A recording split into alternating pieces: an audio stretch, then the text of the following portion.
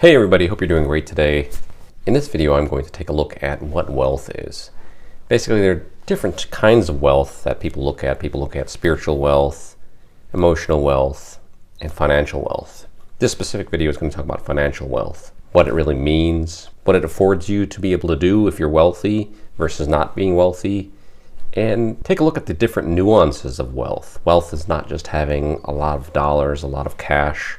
It's a number of things that make one wealthy. So wealth refers to basically having an abundance of resources, whether that be money in a country, you can use that money. For instance, you live in the US and you have a lot of US dollars, that could technically make you wealthy, versus you live in another country, you have a lot of US dollars, but you don't necessarily have the native currency. If you have no way to convert that currency, convert your US currency to the local currency, in that same situation, then you would not be considered wealthy. So wealth can take various forms. Basically, it could be jewelry, it could be cash, investments, real estate, stocks, and other valuable possessions. Wealth depends on the context as well. It depends on the location you're in.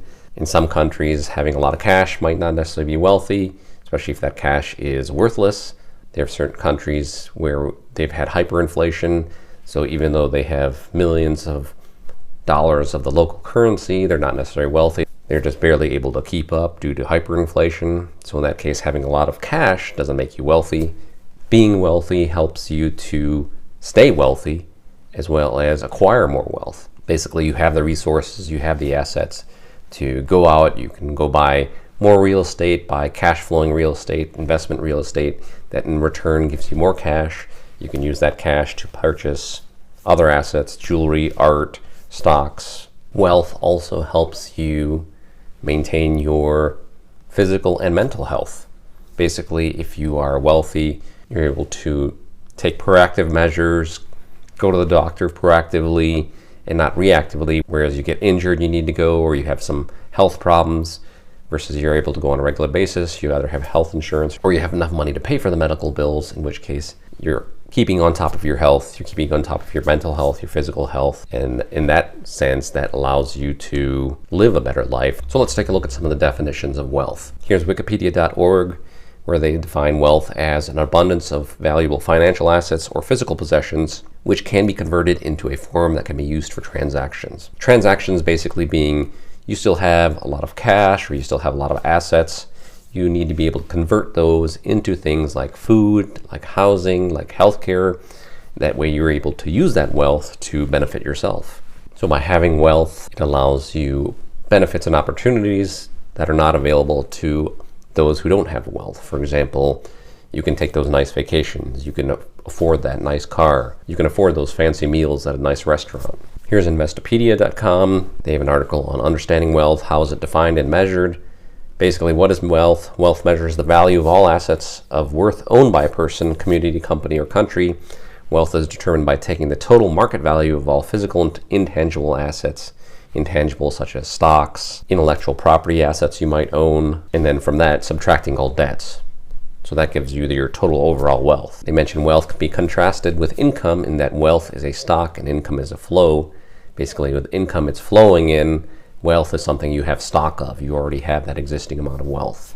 They mention wealth can be expressed in a variety of ways. In a purely material sense, wealth consists of all real resources under one's control, the land you own, the cars you own, the investments you control. They also note definitions and measures of wealth have been different over time, and they change with time and location.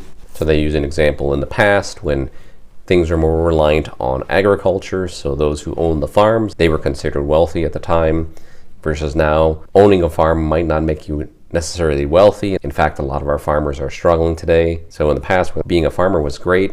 Currently, being a farmer, you might or might not be doing all that great. So being wealthy is also dependent on situation and circumstances. For example, you have $1 million US here in the US, you're in a low cost of living area, you're probably going to be considered much more wealthy than a lot of the other residents in and around that area. Now, if you take yourself with that $1 million, put yourself in a country, say, such as North Korea, where it's not easy to convert that money without going through some illegal means. If you get caught with that money, you're likely to get pretty severely punished. So in that case, that $1 million in that context, where it was great here in a low cost of living area in the US, Now you're in North Korea. That money is basically worthless unless you're able to find some sort of black market dealer who's going to exchange that money for you. And even if you do, they're going to want a huge commission in order to exchange that for you. But the end result is, even with all that wealth, your location mattered. In your prior location, low cost of living area, you're considered wealthy.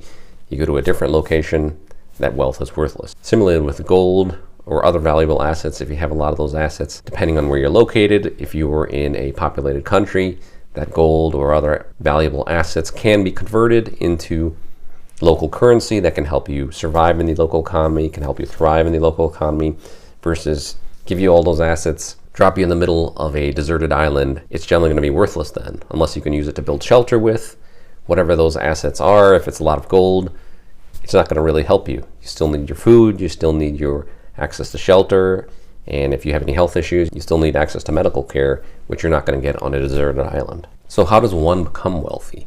Basically, you have to spend less than you take in. So for example, if you're earning $100,000 a year and you're spending $120,000 a year, you're going the opposite course of becoming wealthy. You're either leveraging credit card debt, car loans, home equity loans.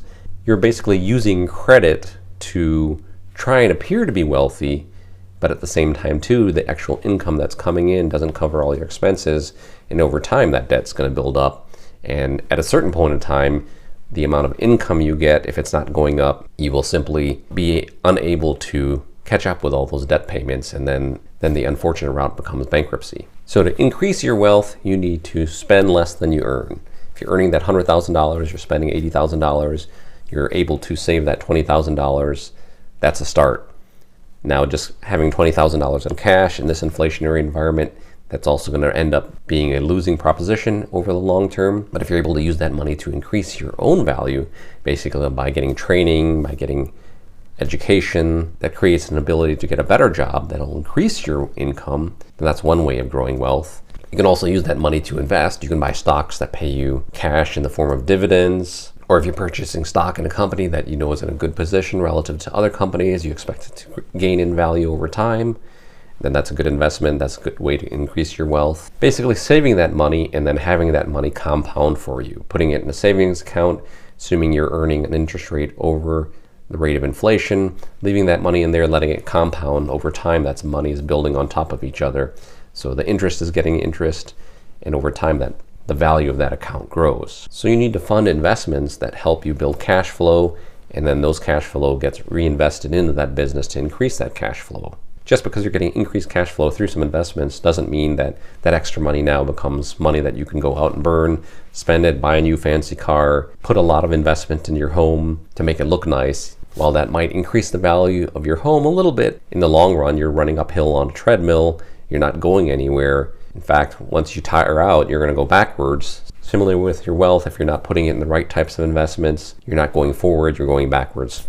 So building wealth, you need to save your money, put it in investments that cash flow, look at a variety of different investments, learn about those investments. Don't just throw money blindly into investments. Be wary of trusting charlatans who come across, especially when you have money to invest, that, hey, I'll double your money, I'll triple your money. If it sounds too good to be true, it usually is.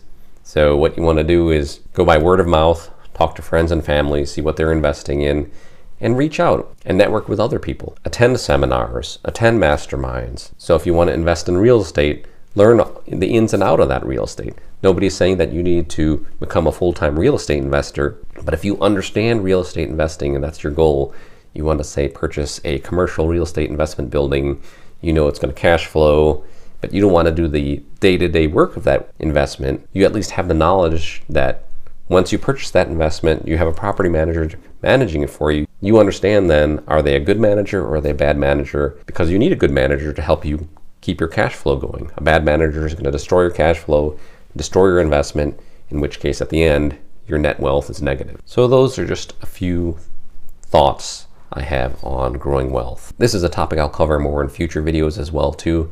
I think everybody can benefit from having that wealth growing mindset versus the opposite mindset where you're just burning money, where you look wealthy, but in reality, you've got a negative balance sheet, you've got a lot of credit card debt, a lot of loans that are just stressing you out at the end of the day. So please do drop some comments below. Let me know what kind of topics you'd like to see covered with regards to wealth, and I'll look at those comments for future suggestions for videos. Thank you for watching, and I'll see you in the next video.